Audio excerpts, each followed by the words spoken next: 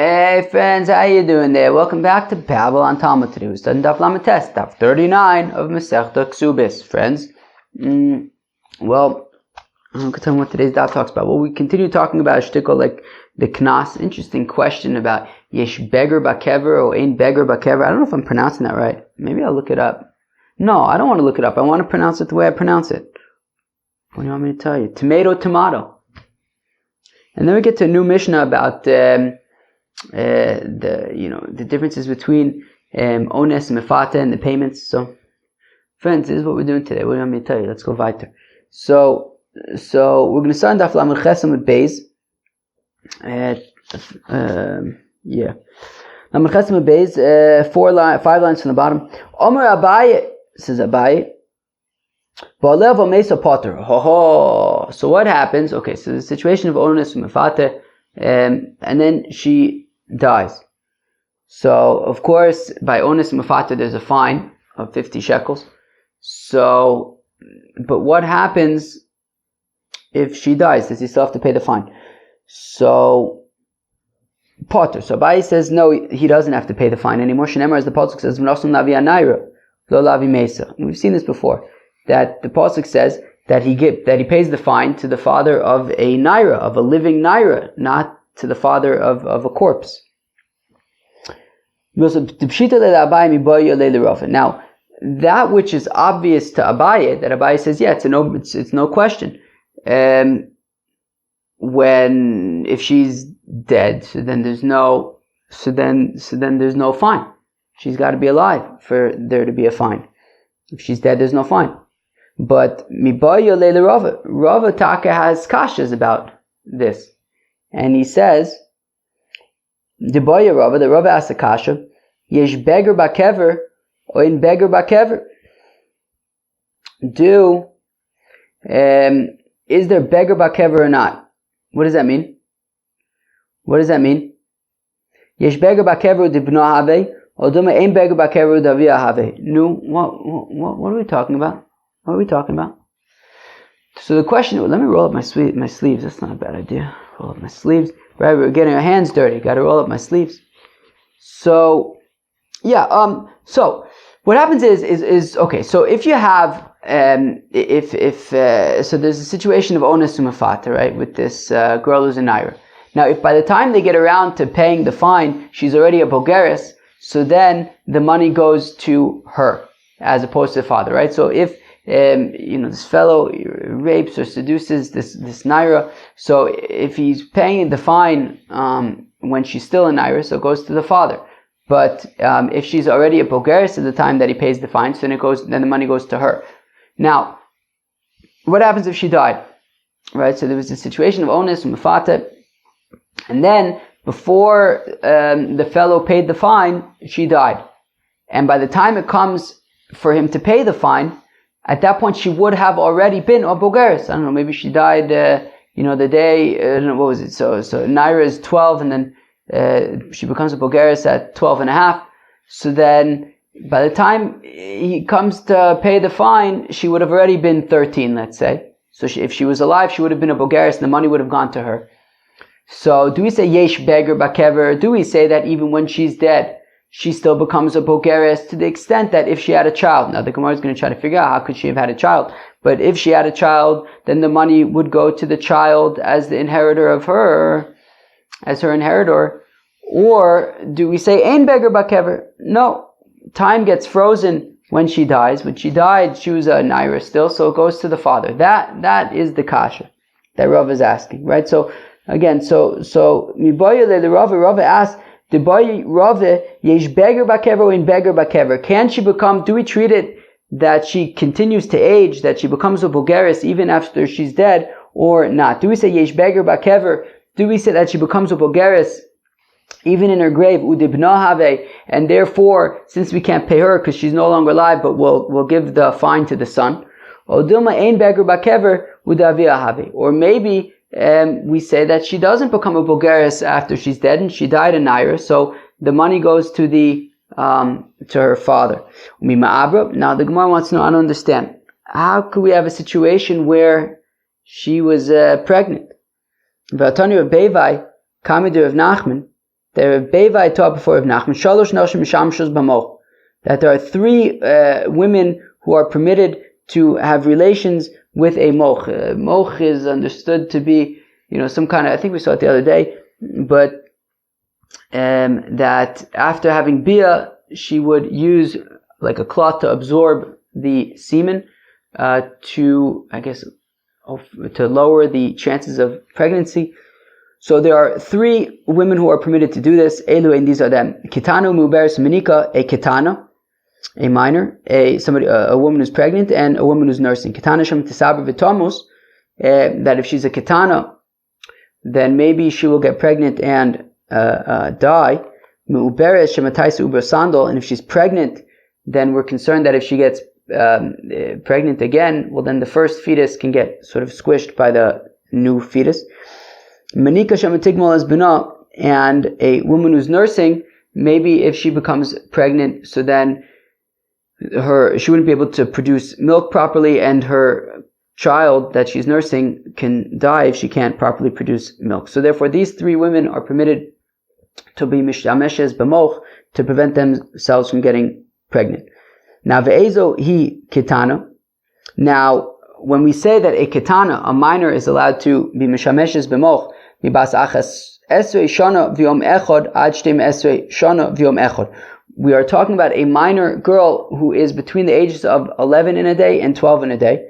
Pachos mikan v'yeser alkein mishameshes kidarke v'oleches divrei meir.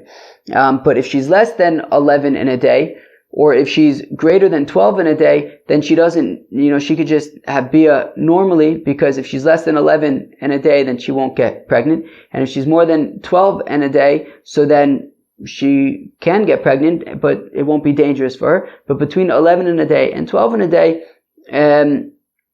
she may, if she gets pregnant, then it can be dangerous. Divrei Meir, that's Reb Meir's opinion, all of this. The Chacham say,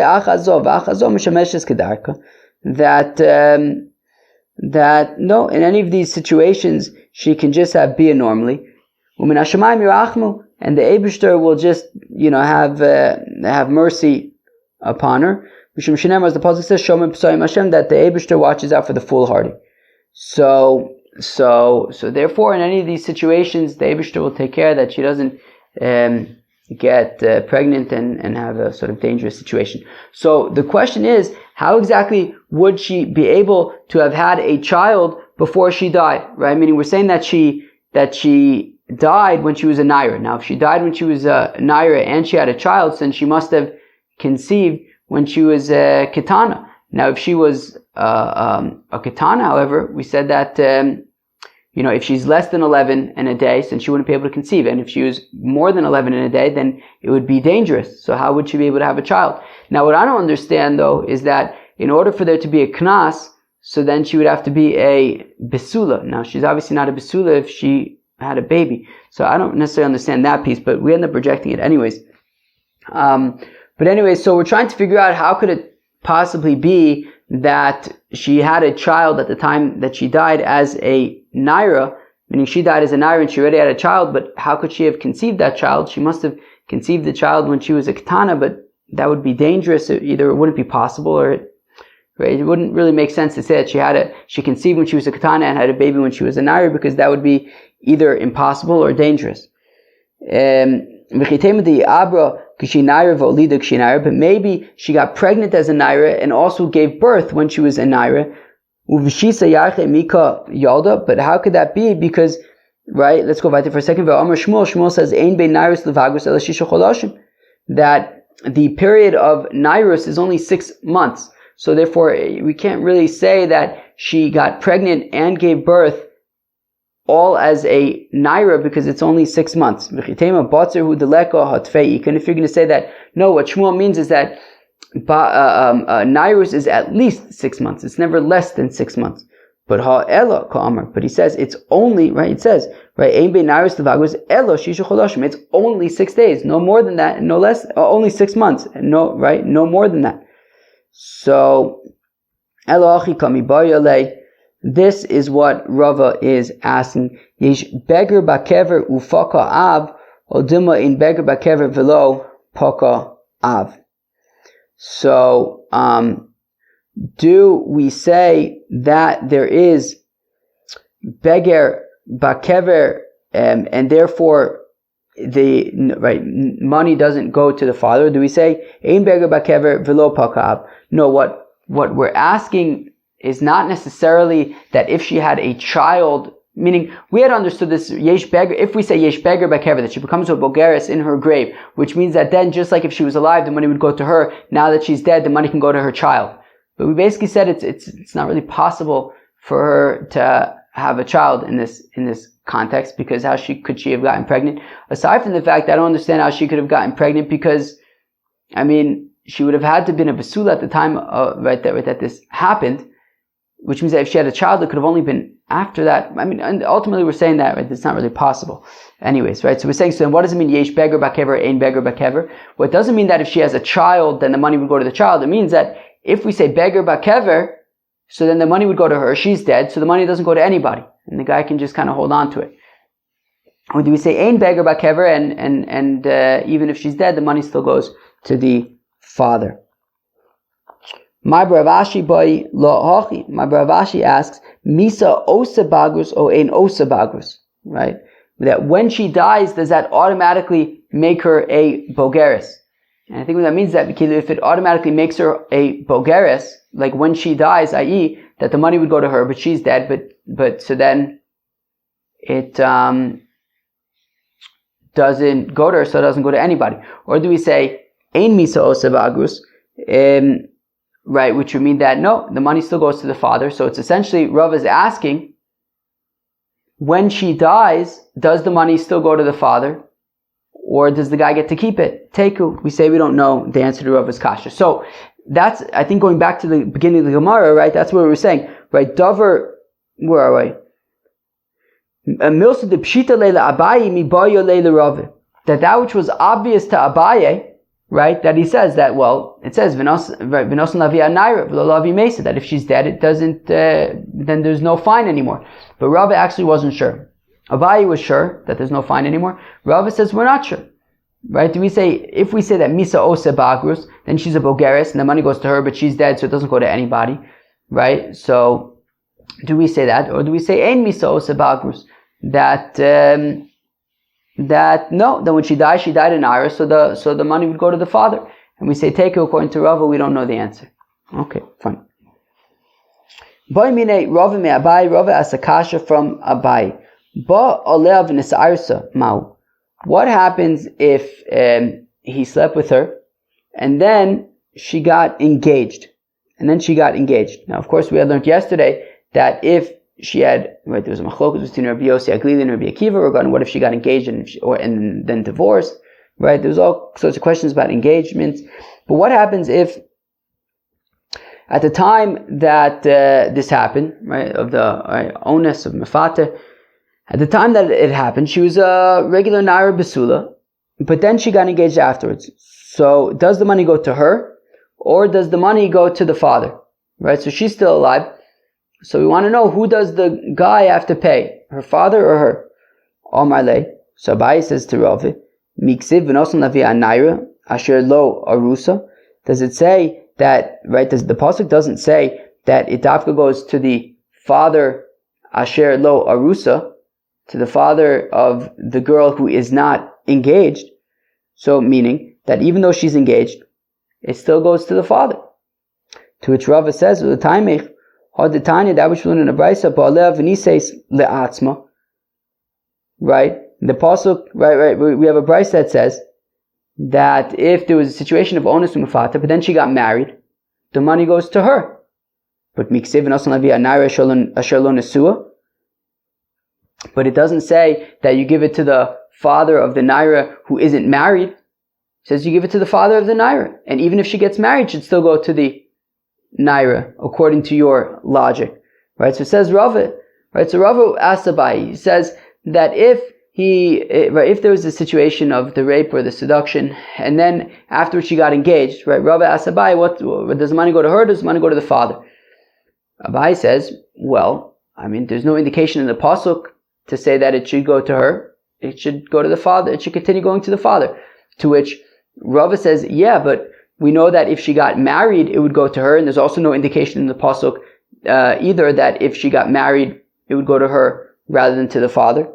So Abai says, yeah, but it's different. Also, when it comes to marriage, well, since if she becomes a bogeres, so then she's no longer in the domain of her father, right? And the money would go to her, right? And when she gets married, she's also no longer in the domain of the father. So just like when it comes to a bogeres, who's no longer in the domain of the father, if she's raped or seduced as a bogeres, so the money goes to her.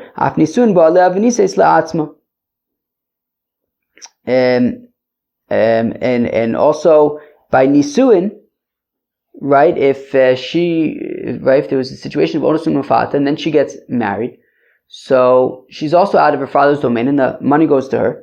But by erisin, that's not the case, right? When she gets engaged, she's not completely outside of the domain of the father. Hatnan, because after all, we learn in the Mishnah that if you have a naira who's engaged, so both her father and her husband, right, if she makes like a neder, a vow or something, they both need to annul the vow, not just one of them. So we see that even after she's engaged, she's still in the domain of the father. So therefore, says Abai, look, I understand that when she gets married, so then the money can go to her, and that when she's a bogeres, the money goes to her. But if she's engaged, the money would still go to the father. All right, sounds good to me. Says the Mishnah, Mefate nosein shlosha dvarim, that in the case of seduction, so the seducer pays 3 things, va'onas arba, and the rapist pays 4 things. Hamefate, when it comes to the situation of mefate, nosim boshes ufgam v'knas. So of course there's the 50 shekel knas that we've been talking about, and there's also boshes ufgam, right? Embarrassment and sort of lowering of like her stature. Mosif olav ones, and when it comes to rape, so then there's an additional fine, which is shenosin esatzar, right? Additional payment, which is that he has to pay for the tsar, for the pain that he caused her. Mabin ones and mefata. So what's the difference between ones and mefata? Ones nosin esatzar, and mefata and nosin esatzar. Okay, as we just said, that by ones there's the tsar payment, the pain payment, and by mefata there is no tsar payment. Ones nosin miyad. Now, when it comes to ones, he automatically has to pay the fine, right? There's no getting out of the fine. Whereas, only when it comes to seduction, when it comes to mefate, it's only if they don't end up getting married, right? So when it comes to ones by rape, so then he has to pay the fine, and also he can't just leave her. She doesn't have to get married to him, but if whatever reason she does, then he has no choice. He's got to stay with her. Now, as we're going to see in a second. Now, when it comes to mefate, so then there's sort of the option for them to get married. And if they do get married, so then he doesn't have to pay anything. But if they don't get married, so then he has to pay the 50 shekels fine. So it's not automatic that he has to pay the 50 shekels fine by mefate. That's only if they don't get married. Ha'ones shotze ba'atzitzo. By ones, the guy is basically, he drinks from his own pot or whatever, kilo. He's basically has to deal with the consequences of his actions. Whereas by mefate, by seduction, he doesn't necessarily need to get married. Let's see, Ketzad. What does this mean? Ketzad shoso ba'atzitzo. What does it mean he has to drink from his own pot? So, afilu chigeres, afilu sumav, afilu mukas shchin. Even if this girl that he raped is lame or blind or has some kind of like skin diseases, he's gotta stay with her. Nimtza ba dvar erva. Now, if it turns out that there's like an erva, that he's like not allowed to be married to her, or she'ena ru'uya lavo b'Yisrael, or she's somebody like a mamzeres who's not allowed to marry, into the congregation, eino rasha l'kaimos, then he isn't able to stay with her. Shenemar, as the pasuk says, v'lo isha ru'uya lo, right? That it says that, and then in a situation of onus, they have to remain married, but that's dafka if it's somebody who he can be married to. But if it's somebody who's not allowed to be married to, so then they don't remain married. Now, what exactly is this pain that he's paying for when it comes to onis? So says Avur de Shmuel, well, when he was raping her, he threw her on the ground, and that's the tsar that he's paying for. But then Reb Zera asks Akash, he says, I don't understand. So what if he didn't throw her on the ground? Instead of he threw her on a bed and there was no pain involved, he didn't throw her on the ground, he threw her onto something soft, so then he doesn't have to pay tsar. If you say, yeah, right, if there was no pain involved, if he just threw her on a bed or on something softer, then there would be no tsar payment. But we learn in the Brayso, Reb Shimon ben Yehuda, Omer says Reb Shimon ben Yehuda, Mishum Reb Shimon, Ones Einu Mishalim Es Hatzar. So Reb Shimon ben Yehuda says the name of Reb Shimon that actually, right, he disagrees, and it says that in a situation of rape, there is no tsar payment, Mipnei Shesofa Litztar Tachas Baila. Because ultimately, she's going to experience the same pain under her husband. And therefore, this isn't anything specific to onus. Amrullah, they said to him, to which they respond to Reb Shimon ben Yehuda in the name of Reb Shimon, that you can't compare this because onus, rape, is against her will, whereas with her husband, it's willingly, and therefore it makes them, right, one is not okay, one of them is okay. And therefore, what's the point? The point is that Reb Shimon ben Yehuda said the name of Reb Shimon, that there's no tsar because the same thing is going to happen with her husband. Now, clearly then we're not talking about throwing her on the floor, right? Avur de Shmuel said that the tsar is that he threw her on the floor when he was raping her. Now, the thing is that Reb Shimon ben Yehuda says that there's no tsar because the same tsar that she experienced by the onus, she's going to experience with her husband. Now, that's not a tsar of him throwing her on the floor, right? Rather, what that is the tsar of, she was a besula, and whatever pain there might be involved in having bia for the first time. So that is the tsar that we're talking about, to which the rabbis respond to Reb Shimon ben Yehuda, and they say that, yeah, but it's different, right, that tsar in the context of onus as opposed to in the context of, being with her husband.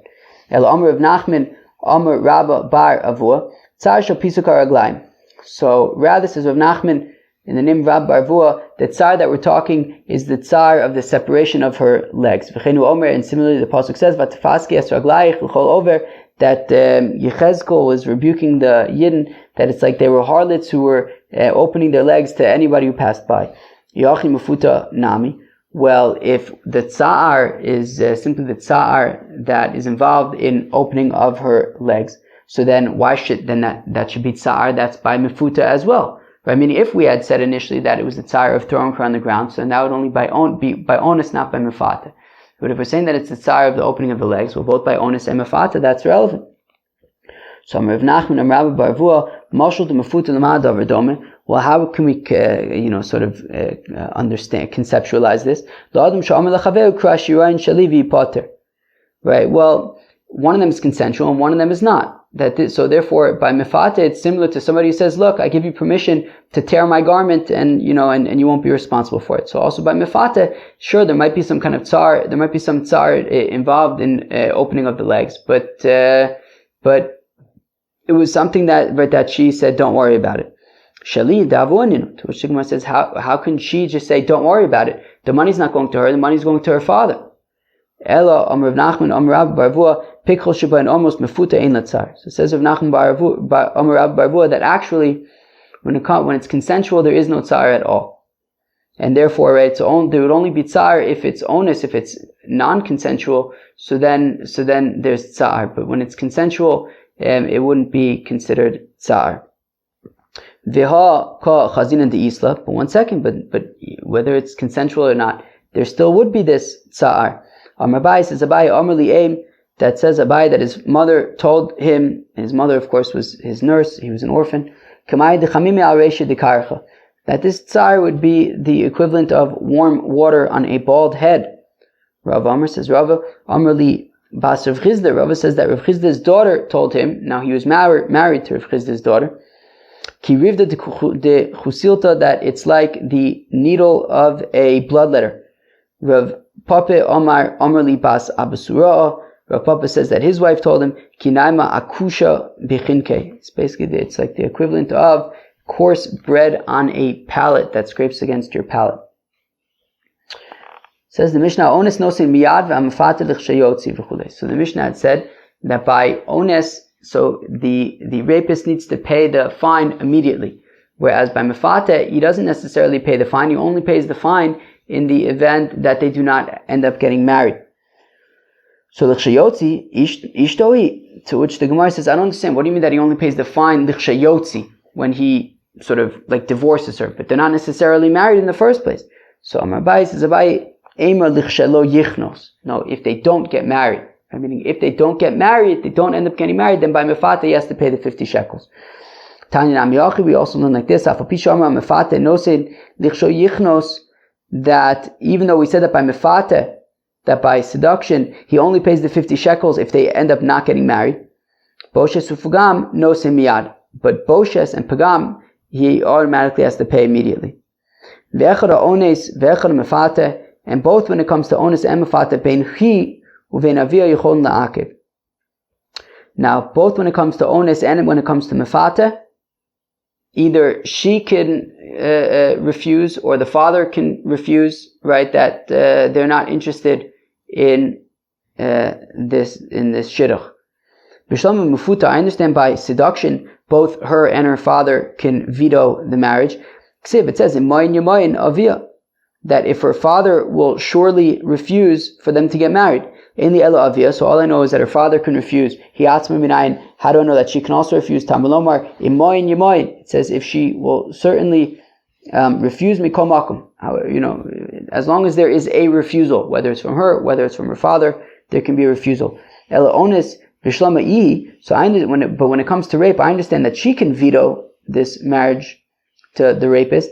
Because the pasuk says v'lo siya midaita, it says that she will be to him as a wife, that she, it has to be her, she has to be interested in it.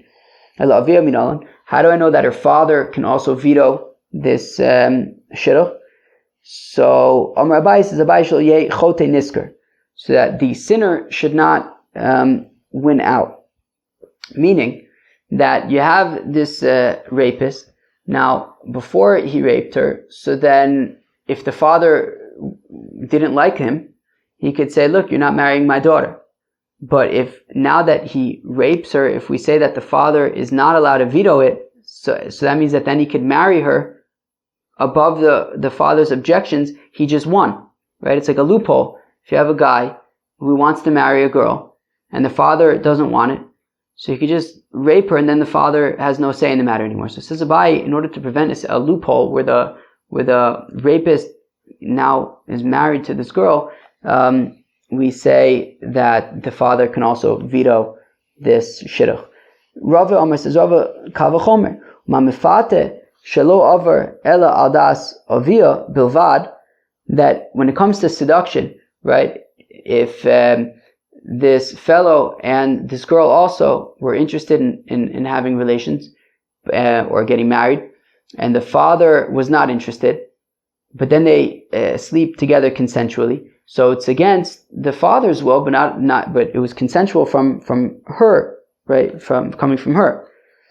And we say that by mefate, both she and her father could reject the marriage. So ones she'avar al das avia ve'al das atzma, when it comes to rape, when it comes to ones, where neither the father nor the daughter wanted this, lo kol shekain, certainly then both will be able to veto his marriage to her. Rava lo amar ka'Abaye. The reason why Rava didn't say like Abaye, who says that the father can veto the marriage when it comes to ones, so that the rapist cannot win out. So Kevin de Kop Mishalim Knas Lav Chote Niskaru. Rava says, yeah, but clearly we're not concerned about the sinner benefiting over here because we're forcing him to pay a 50 shekel fine. So clearly, he's not benefiting over, we're not concerned about him sort of benefiting from this because he's losing out in that he has to pay 50 shekels.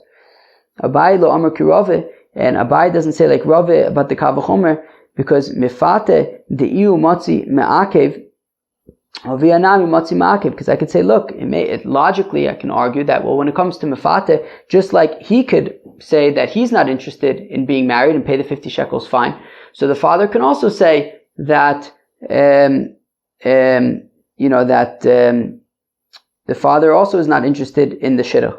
Ones te'iu lo motzi ma'akev, when it comes to rape, that he's not able to say that he doesn't want to be married to her. I mean, he doesn't have the choice. So avia nami lo motzi ma'akev, I can argue also that the father cannot, in that case, veto either. Right? Only she can. Okay, so therefore Abai doesn't say like Rav doesn't say like Abai. Tani idach, we have another price. It says, Afapisha amu ones nosim miyad kishe yotzi. I'm sorry, miyad. So even though we say that when it comes to ones, he automatically has to pay the 50 shekels. Kishayotzi, if they end up getting divorced, Kishayotzi, if he divorces her, ein la olav klum, then she cannot claim a ksuba. Kishayotzi, mimatzi mapikla. What do you mean if he divorces her? He's not allowed to divorce. That's the whole point, right? If he raped her, he has to stay with her. He doesn't have a choice in the matter. I mean, she could say that she's not interested, but he has no say in the matter of breaking up this marriage. He has to stay with her forever. So what do you mean that if he divorces her, she gets no ksuba? Ema kishateitze, he ein la olav klum. No, what it means is that if she decides that she does not want to remain married anymore, well, she doesn't get a ksuba, because he already paid the 50 shekel fine. If they end up not remaining married, so then she doesn't get a ksuba. Yotza kesef knosa bichsubasa, because the 50 shekels that he paid for the fine was sort of in lieu of the ksuba. Rabbi Yossi, Rabbi Yehuda, Omer, yesh la ksuba manu. So Rabbi Yossi, Rabbi Yehuda says that there is a ksuba, 100 zuz ksuba. But Michael, what's the machlokas between the Tanakama and Rabbi Yossi, Rabbi Yehuda? So Rabbanan Tzavi, the rabbis all time in takinu Rabbanan ksube. How come we have this concept of a ksuba? Kadesh lo tekala bein of lo tzia. V'lo matzi mapikla. The sort of, I think we've seen this before in the past, that what's the point why the rabbis said that we want a ksuba, so that it shouldn't be easy for him to divorce her, right? Meaning you don't want the husband to just be able to divorce his wife without any kind of consequence. So therefore we say, look, if you get divorced, there's going to be financial implications. You're going to have to pay for the ksuba. But in this case, he's not allowed to divorce her anyways. So therefore there really is no need to have this ksuba. Rabbi Yossi Rabbi Yehuda Savar Hanami Mitzarla Ada Amrahi Lo Ba'inalach. Says Rabbi Yossi Rabbi Yehuda, but if you don't have any ksuba, so sure, maybe he can't divorce her, but he can make her life miserable, and therefore, if there's no ksuba at all, and he has no sort of skin in the game for her to get if they get divorced, so then he might make her life miserable until they get divorced. So Rabbi Yossi Rabbi Yehuda says, look, there still has to be at least 100 zuz ksuba, so that he would think twice about sort of artificially creating a circumstance in which it will lead to divorce by sort of making her life miserable. Friends, that was Daf Lamed Tes of Masechta Ksubis. So if you enjoyed, peace out.